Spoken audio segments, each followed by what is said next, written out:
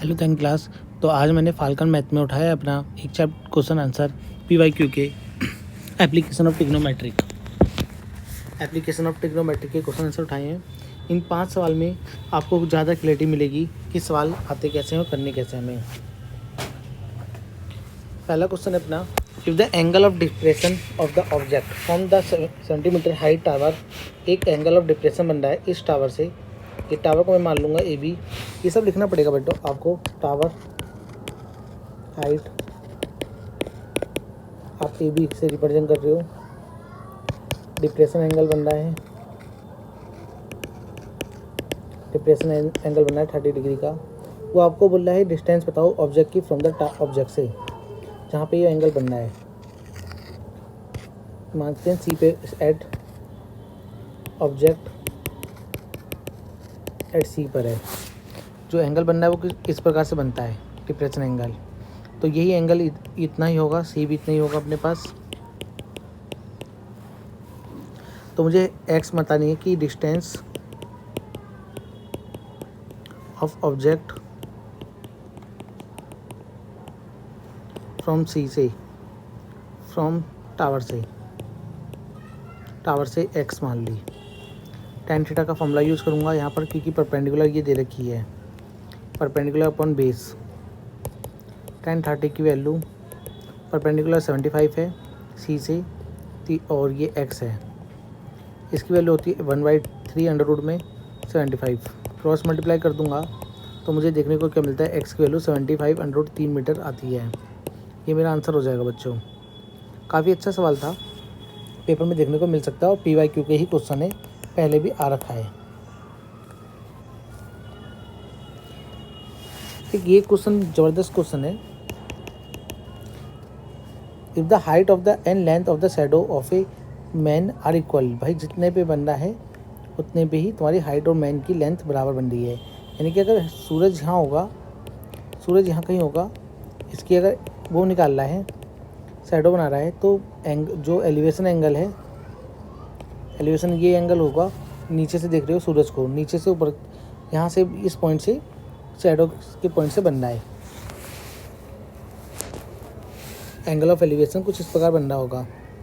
बोला if the सन का angle कितना बन रहा होगा, ये भी X है तो ये भी X है,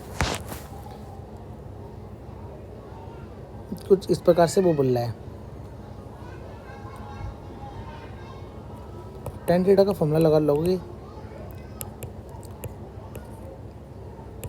tan थीटा का फॉर्मूला A अपॉन, आप परपेंडिकुलर अपॉन बेस लिखोगे बच्चों। परपेंडिकुलर अपने पास कितना है, इसका नाम तो मैं कुछ लिख नहीं रहा, तो X ही है, बेस भी X है और tan थीटा बोल रहा है निकालो। X से X कट जाएगा 1। tan थीटा कब ये 1 होता है, tan 45 पे ये 1 होता है, tan 45 पे 1 होता है, तो tan थीटा की एंगल की वैल्यू 45 आ गई। पहला आंसर अपना सही हो जाएगा। आप लोग इसको करने की कोशिश करना, अगर गलत आता तो मुझे बताना। देखो अपनी बुक में भी एक ऐसा सवाल है, बिल्कुल वो भी इसी प्रकार से हमें करना था। और देख लेते हैं, एक क्वेश्चन और ले रखा है मैंने।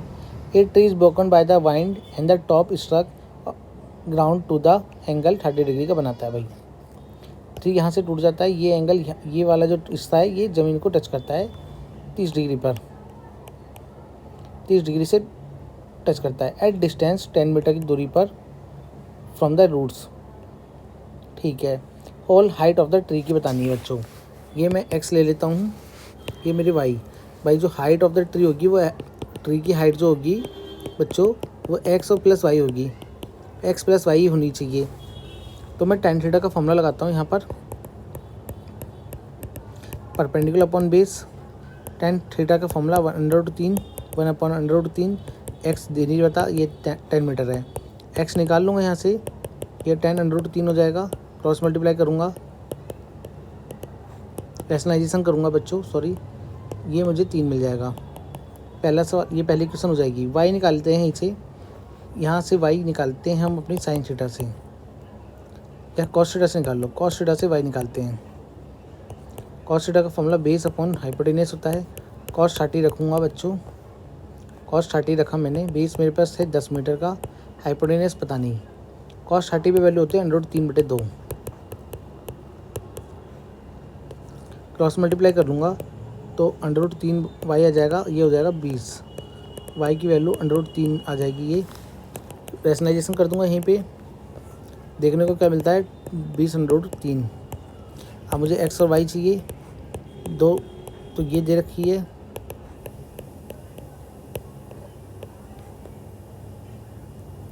यही है ना, ठीक है। रैशनलाइजेशन एलसीएम यही आएगा 10√3 और 20√3 हो जाएगी। रैशनलाइजेशन कर दूँगा 30√3 हो जाएगी। सॉल्व करूँगा 10, यानी कि 10√3 अपना आंसर हो जाएगा। 10√3 मीटर अपना आंसर हो जाएगा। अपना टी की हाइट हो जाएगी। ये अलग है एक्स की वैल्यू और ये एक्स प्लस वाई की वैल्यू दोनों अलग है। ठीक है बच्चों, इस प्रकार से ट्री वाला सवाल भी अपना इम्पोर्टेंट होता है।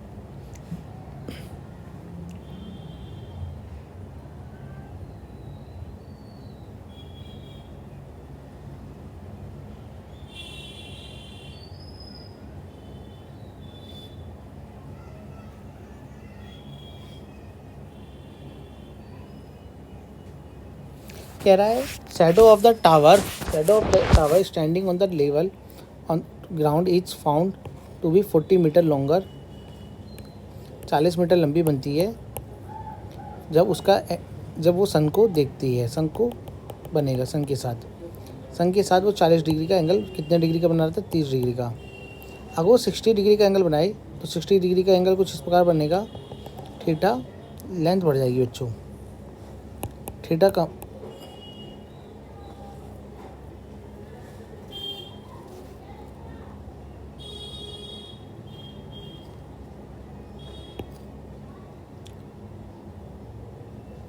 if the shadow of the tower standing on the level ground is found to be 40 meter longer when sun altitude is 30 degree, then what is it 60 and find the height of the tower। यानी कि जब 60 degree का angle बनाएगा तो height बतानी है। 30 degree पे कितना बन रहा था बच्चों, 30 डिग्री पे 30 बन रहा था, तो 30 डिग्री वाला एंगल नीचे होगा और सन ऊपर होगा।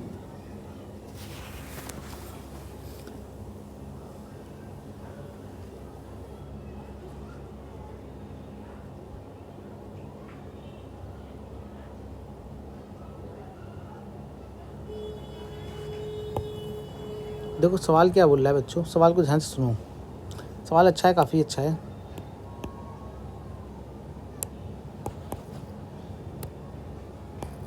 सवाल को समझना चाहिए तब जाके हो पाता है।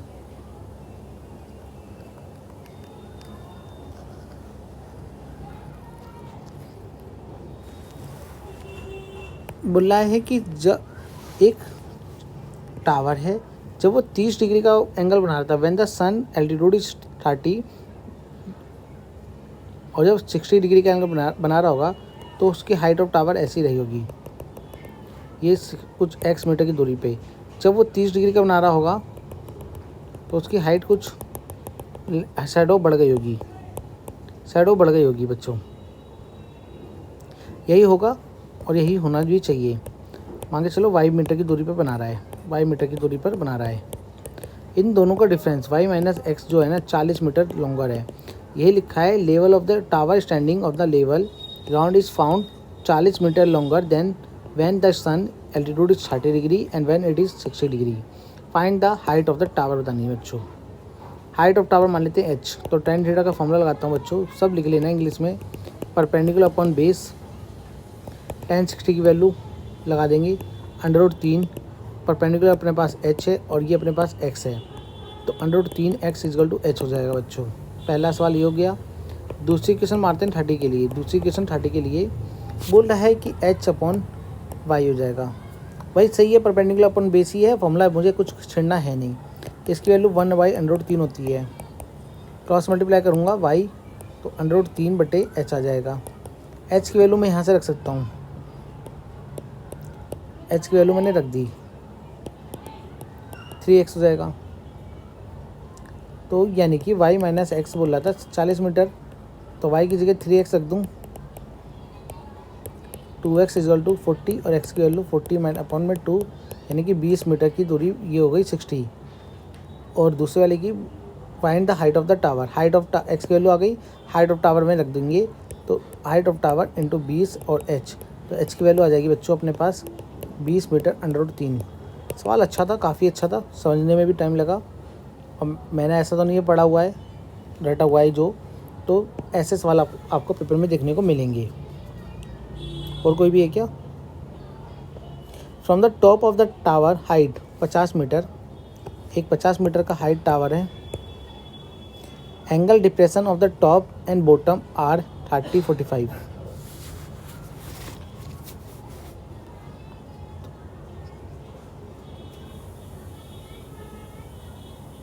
इधर पोल भी आएगा, पोल लिखना भूल गया शायद मैं। Pole the tower top and the bottom are 30 and 45। भाई पोल छोटा होगा, टावर बड़ा होगा। यहाँ से वो एंगल ऑफ डिस्पर्सन दिख रहा है,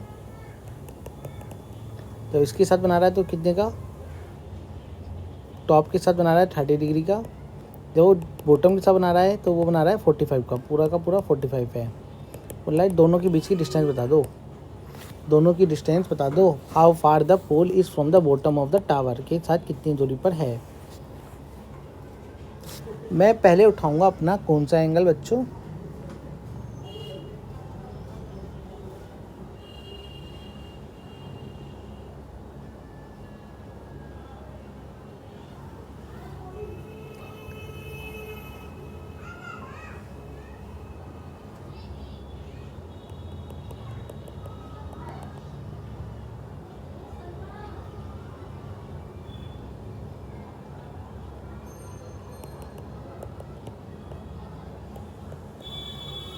ज़रूरत तो है नहीं इसकी, होगी तो देख लेंगे, पर पहले हम उठाएंगे 45 वाला। पहले उठाते हैं 45, यानी कि 45 का एंगल बनेगा। अगर ये 45 का होता है तो 10-45 लगा लूँगा बच्चों। 10-45 लगाएंगे, P/B। P 50 मीटर है, B x है, और ये वैल्यू होती है 1, यानी कि जो दूरी है वो 50 मीटर की आ रही है। 45 से ही होगा ये सवाल। हाइट ऑफ पोल बोल रहा है। अब हाइट ऑफ पोल निकालने के लिए क्या करोगे बच्चों, tan इस वाले ट्रायंगल में ABC में tan 30 का फॉर्मूला यूज़ कर लोगे।